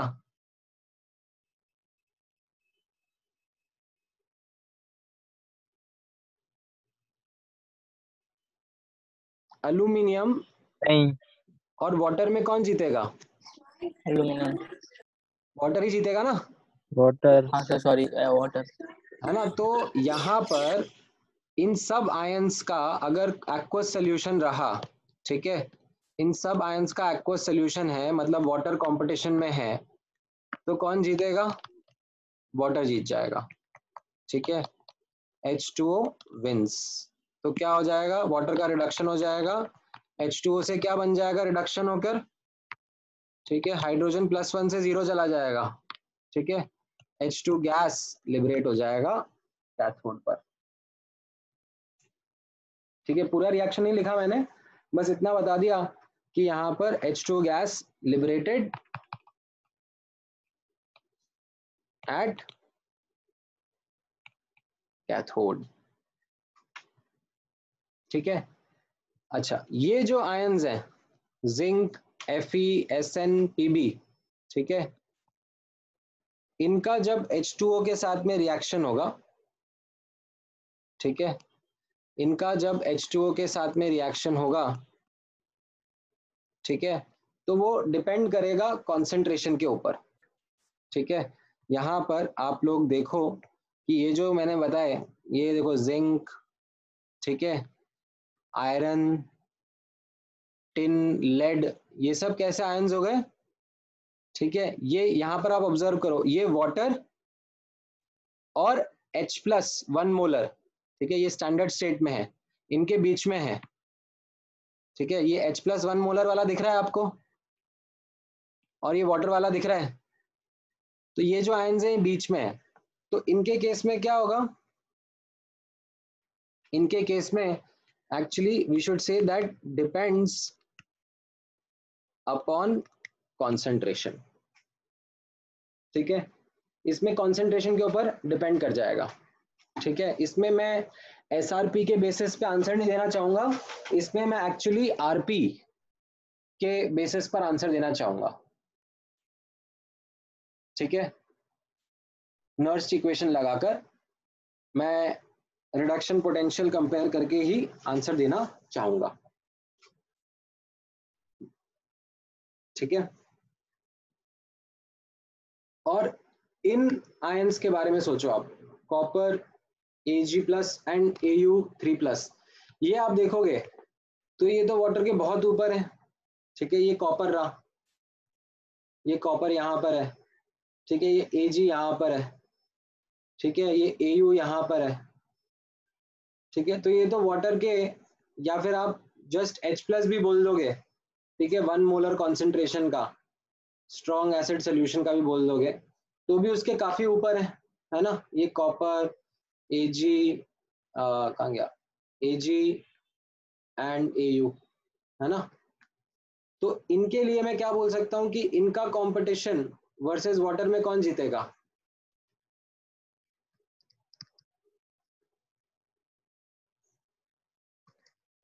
इसमें क्या हो जाएगा, कटायन जीत जाएंगे, ठीक है। जैसे हम लोगों ने ऊपर ऑब्जर्व किया था ना, ये वाला एग्जांपल में कॉपर 2+ और वाटर के बीच में, ये हमने देखा था कि कौन जीता था कॉपर 2+ और वाटर के बीच में, कॉपर 2+ जीत गया था। तो क्या हो गया था, कैथोड पर कॉपर 2+ डिपॉजिट हो गया था। ये समझ में आया?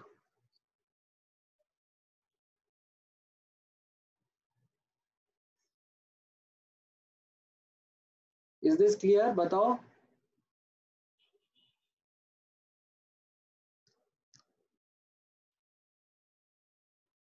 ठीक है, अब आप देखो, ये तो हो गया कटायन का, ठीक है। ऐसे ही अनायन का ऑब्जर्व करो, ठीक है। तो यहां पर आप ऑब्जर्व करना फॉर अनायंस, ठीक है। अनायन का कंपटीशन कहां पर होगा? एट एनोड, ठीक है। एंड यहाँ पर क्या था, अपन ने देखा था लोअर SRP, ठीक है, lower SRP with sign reacts first, ठीक है। तो यहां पर आप ऑब्जर्व करना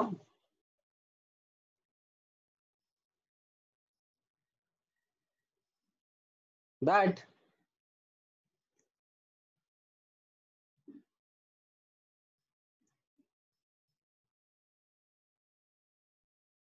अनायंस में देखो F माइनस रहेगा, SO कॉमन लिख रहा हूं मैं, NO3 minus, Cl minus, OH minus, Br minus, I minus, ये कॉमन अनायन है, ठीक है। तो इसमें ये OH माइनस जो है वाटर वाला, वो मैंने यहाँ पे लिख दिया, ठीक है। तो इसमें आप ऑब्जर्व करना जो ये वाले आयंस हैं, ठीक है, F minus, SO4 2 minus, NO3 minus, ठीक है, ये अगर वाटर के साथ में कर रहे हैं, ठीक है, तो आप देखो यहाँ पर, जैसे मैं आपको बताता हूँ, आप रिएक्टिविटी सीरीज में देखोगे, ये F वाला देखो ये एकदम ऊपर है, ठीक है, और वाटर वाला कहाँ पर है, वाटर वाला यहाँ पर है, ठीक है। वाटर वाला जो ऑक्सीडेशन रिएक्शन है, H2O giving O2 plus 4H plus 4 electron, ये वाटर वाला है, ठीक है। और ये सबसे ऊपर यहाँ पर F2 वाला है, ठीक है। तो इन दोनों में कौन जीतेगा? अगर स्टेटमेंट ये लिखा हुआ है कि लोअर SRP रिएक्ट्स फर्स्ट, तो इन H2O जीत जाएगा। तो इन तीनों इन तीनों के कंपैरिजन में, ठीक है, ये SO4 2 माइनस और NO3 माइनस का डेटा है नहीं ऊपर, बट मैं इसको बता देता हूँ कि यहाँ पर आप ऑब्जर्व करना कि इन तीनों के कंपटीशन में क्या होता है, H2O जीत जाता है, ठीक है, H2O जीत जाता है। और उससे क्या होता है, H2O का ऑक्सीडेशन होता है, तो O2 गैस लिबरेट होता है, ठीक है। आप देखोगे यहाँ पर -2 से ऑक्सीजन 0 में चला जा रहा है, ऑक्सीडेशन हो रहा है, तो यहाँ पर O2 गैस लिबरेट होता है, लिबरेटेड एट एनोड, ठीक है। अच्छा, अगर ये Br माइनस और I माइनस के बारे में बात करूं मैं, ठीक है, आप यहाँ पर देखोगे, ये मैं दिखाता हूं आपको, ये देखो ये वाटर का था, ठीक है, ये वाटर का था ऑक्सीडेशन का, H2O से O2 और 4H प्लस दिख रहा है ना, ये वाटर का था, ठीक है। एंड ये देखो आप यहाँ पर ये Br माइनस है, इसके नीचे ये Br माइनस वाला दिख रहा है, और ये उसके नीचे I2 I माइनस का, ठीक है। तो I माइनस, Br माइनस और H2O, राइट।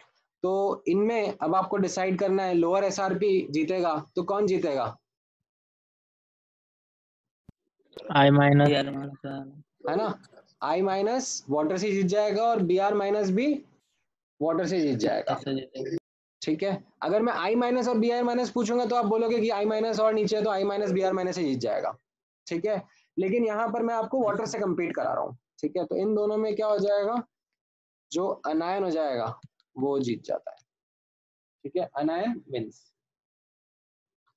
ठीक है। क्लोरीन का आप ऑब्जर्व करो, ठीक है, क्लोरीन वर्सेस H2O, ठीक है, ये एक्सेप्शनल केस है, ठीक है, chlorine versus H2O exceptional case है। एंड यहां पर, ठीक है,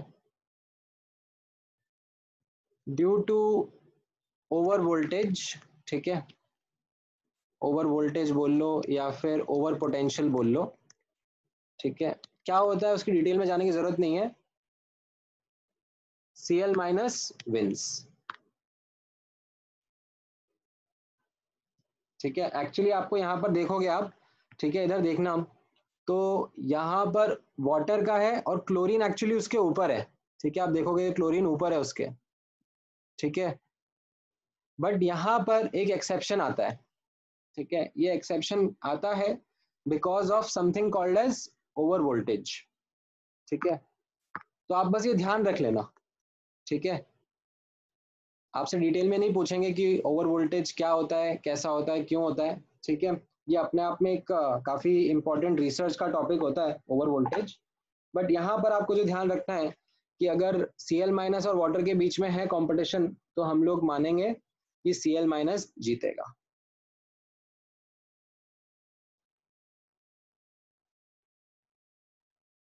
ठीक है, तो क्या आपको ये कटायंस और अनायंस में वाटर के साथ में कंपटीशन जो होगा वो चीज समझ में आ रही है? ये आपको याद रखना पड़ेगा। अगर आपको एसआरपी का डेटा मिल जाता है तो बहुत ही अच्छी बात है। हम लोगों ने एसआरपी का डेटा के हिसाब से अपना तरीका बनाया हुआ है डिसाइड करने का। बट मान लो अगर एसआरपी का डेटा नहीं मिलता है तो भी आप लोग बता सकते हो now based on this information. Is this clear?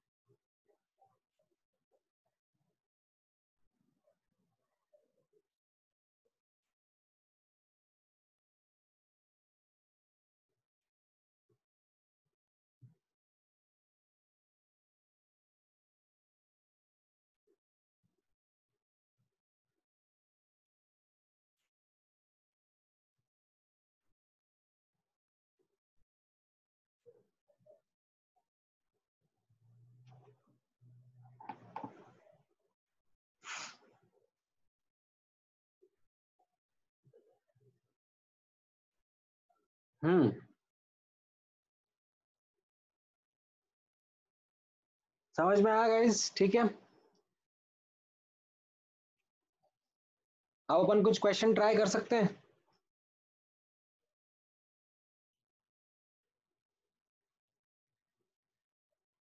चलो क्वेश्चन ट्राई कराए जाएं आप लोगों को। तो हम उठाएंगे इंफॉर्मेशन यहां से।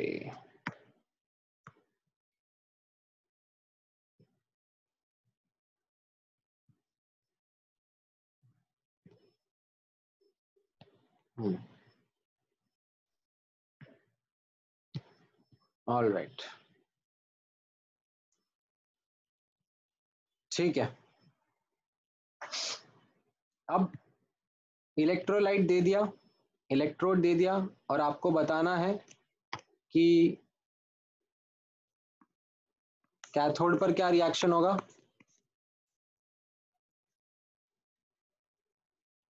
ठीक है, और एनोड पर क्या रिएक्शन होगा।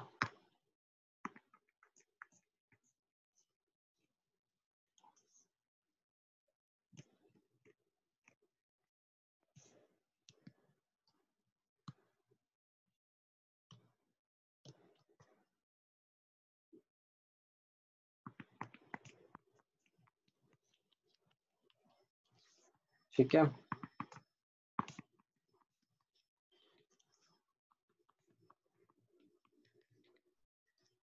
ये हमको अब सोचना है।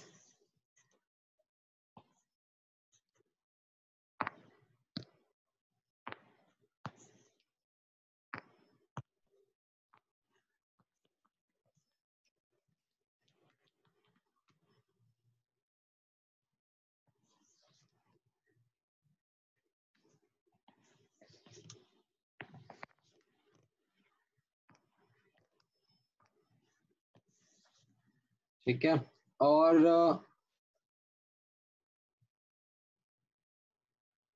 बेस्ड ऑन जो हमने ऊपर पढ़ा है उसी के हिसाब से आंसर करना है।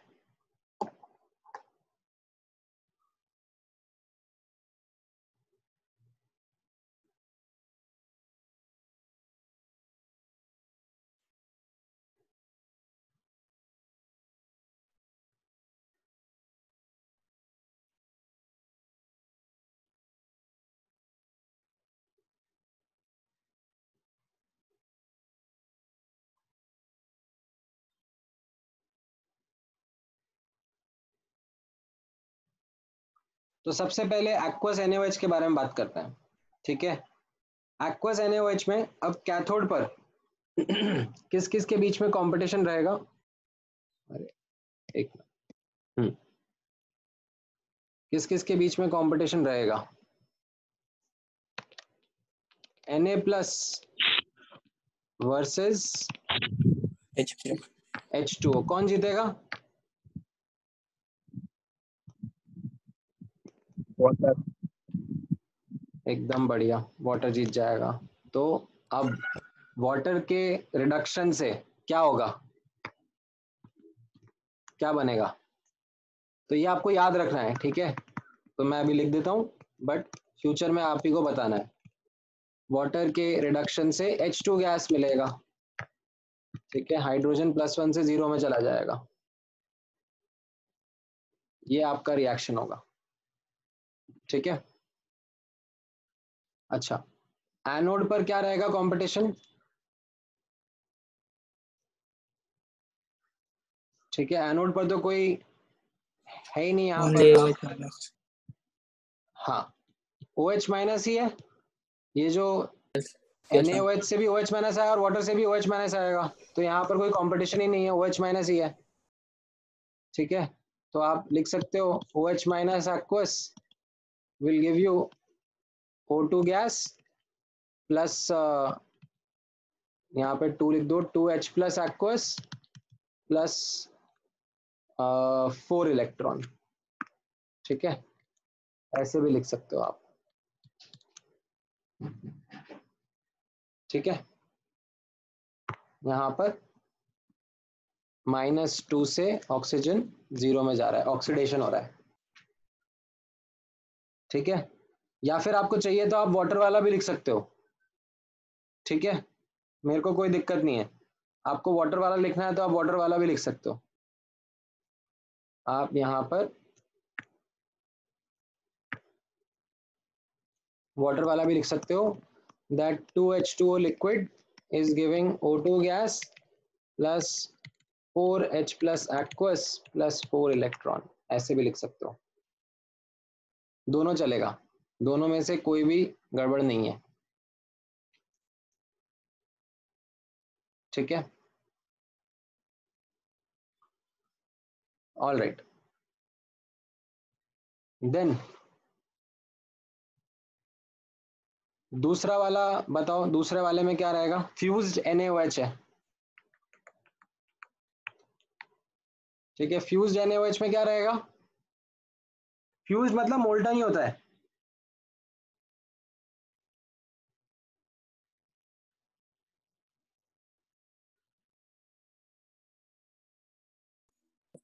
Na plus only होगा कटान. ठीक है, Na प्लस ही होगा, एक ही मात्र कटायन होगा, यहाँ पर तो कोई कॉम्पिटिशन ही नहीं है, मोल्टन है। तो ठीक है, Na plus plus electron will give Na हो जाएगा। एंड इसमें अनायन में भी कोई कंपटीशन नहीं है, जस्ट OH माइनस ही रहेगा। और OH माइनस से क्या हो रहा है? O2 गैस बन रहा है ना?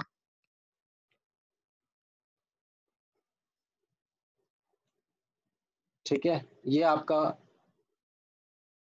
OH माइनस से O2 गैस बन जाएगा। ठीक है, अच्छा ठीक है, फिर अगला बता दो,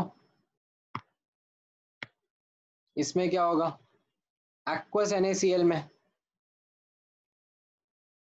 Na plus और H plus दो का. Na प्लस और वाटर के बीच में कंपटीशन रहेगा। हाँ. कौन जीतेगा? Na plus. नहीं, वाटर जीतेगा। ये देखो ना यहाँ पे ऊपर,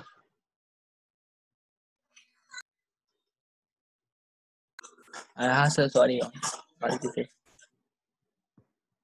ठीक है, तो यहाँ पर वाटर जीतेगा तो वापस से क्या रिएक्शन होगा,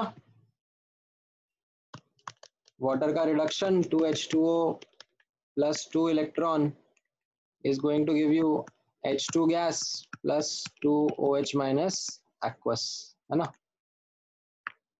ये हाइड्रोजन +1 से 0 में जा रहा है, ठीक है। एंड यहाँ पर क्या होगा, एनोड पर किस किस के बीच में कंपटीशन होगा, Cl माइनस और OH minus. Cl minus and water, कौन जीतेगा, यहाँ ऊपर देखो क्या लिखवाया था, Cl माइनस। Cl माइनस जीत जाएगा, ये हमारा एक्सेप्शन है ओवर वोल्टेज वाला, तो इसमें Cl माइनस जीत गया। Cl माइनस जीत गया तो Cl माइनस का रिएक्शन लिख देते हैं, 2Cl minus will give you Cl2 gas plus 2 electron. ऐसा क्यों लिखा, क्योंकि ऑक्सीडेशन करना है ना, Cl माइनस 1 से 0 जाएगा, ऑक्सीडेशन होगा।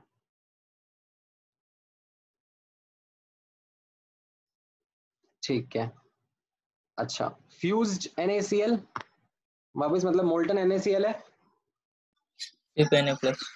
राइट, यहाँ पे कोई कंपटीशन ही नहीं है, यहाँ पर तो सिर्फ Na+ ही है, तो Na++ plus electron is giving Na, और यहाँ पर भी कोई कंपटीशन नहीं है, सिर्फ Cl माइनस है, तो 2Cl minus is going to give Cl2 gas plus 2 electron. ठीक है, ये भी आसान था।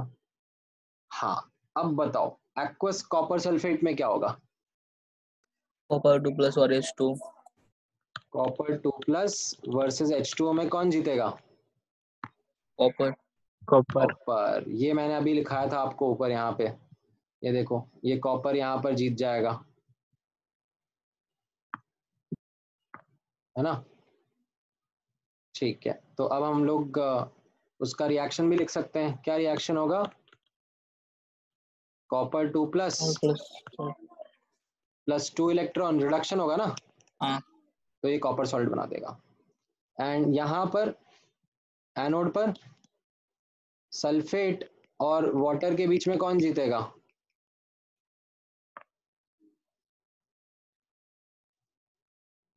वाटर। यहाँ देखा ना अपन ने, सल्फेट हार जाएगा, सल्फेट और वाटर के बीच में हमने देखा कि वाटर जीत जाएगा, तो बस यहाँ पे आप वाटर का ऑक्सीडेशन रिएक्शन लिख दो, 2H2O liquid will give you O2 gas plus 4H plus aqueous plus 4 electron. ठीक है, ऑल राइट। अच्छा, देन डाइल्यूट H2SO4 में क्या होगा,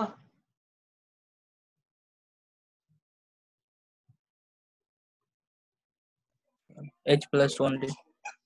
राइट, यहाँ पर H+ या आप बोल सकते हो H2O ही है, मतलब एक ही चीज है, कोई और है ही नहीं, तो यहाँ पर सिंपली या तो आप ये लिख लो या वाटर का लिख लो, दोनों में से कोई सा भी लिख लो, मुझे फर्क नहीं पड़ेगा। 2H plus aqueous plus 2 electron is going to give you H2 gas, ये होगा। और एनोड पर SO4 माइनस और H4। SO4 2 minus versus water है, कौन जीतेगा, वाटर। वाटर। जैसा हमने ऊपर देखा था वैसे ही लिखेंगे यहाँ पर भी, तो ये सेम रिएक्शन हो जाएगी। ठीक है, 2H2O liquid is giving O2 gas plus 4H plus aqueous plus 4 electron. ठीक है, अच्छा फिर यहाँ पर देखना कॉन्सेंट्रेटेड H2SO4 में क्या होगा,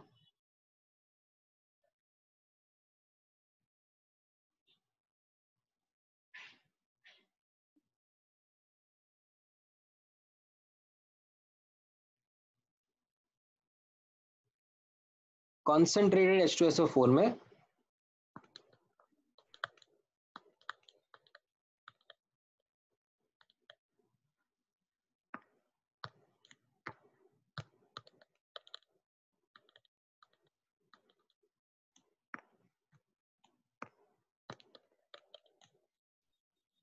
यहाँ पर H+ रहेगा,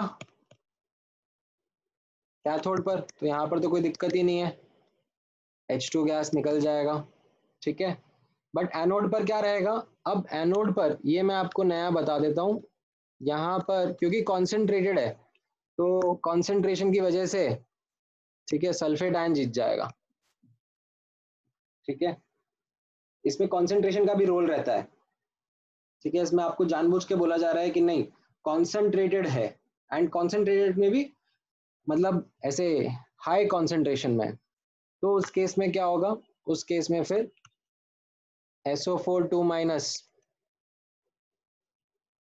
will give S2O8 2 minus plus 2 electron, ठीक है। अच्छा लास्ट चलो बता दो, एक्वस AgNO3 में क्या होगा? Ag plus और H2। Ag plus and H2O के बीच में कंपटीशन रहेगा, कौन जीतेगा? Ag plus। एकदम सही, ये हमने अभी ऊपर ही लिखा है, यहाँ पर देख लो, यहाँ पर वापस से दिखेगा आपको कि Ag प्लस जीतेगा, ठीक है। तो हमारा रिएक्शन क्या आ गया यहाँ पर? Ag plus aqueous plus electron is going to give you Ag solid, ठीक है। एंड यहाँ पर NO3 माइनस वर्सेस वाटर के बीच में कौन जीतेगा? वाटर। ये मैंने ऊपर ही लिखवाया था, यहाँ पर NO3 माइनस और वाटर के कंपैरिजन में वाटर जीतेगा, ठीक है। तो ये अपन ध्यान में रखेंगे और वाटर का ऑक्सीडेशन का रिएक्शन लिख देंगे, ठीक है। सो आई थिंक आप लोगों को अब समझ में आ रहा है कि किस तरीके से प्रोडक्ट आइडेंटिफाई करना है, ठीक है। प्रोडक्ट ऑफ इलेक्ट्रोलिसिस कैसे निकालना है, राइट। ठीक है, अगली क्लास में मैं इसका थोड़ा सा और प्रैक्टिस कराऊंगा और फिर हम लोग अब इसमें फैराडेज लॉ भी अप्लाई कर देंगे, जो कि बहुत सिंपल रहेगा, इसमें कोई दिक्कत वाली बात नहीं रहेगी, it will be pretty easy to do, ठीक है। आज की क्लास में जो पढ़ा उसमें कोई डाउट है, कुछ समझ में नहीं आया हो, कुछ डिस्कस करना हो बताओ। हम लोगों ने आज इलेक्ट्रोलिसिस के ऊपर फोकस किया है,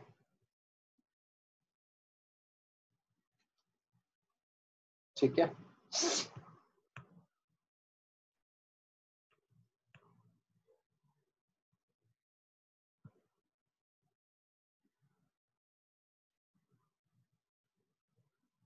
चलो ठीक है, फिर आज का क्लास यहीं पे क्लोज करें। अच्छा।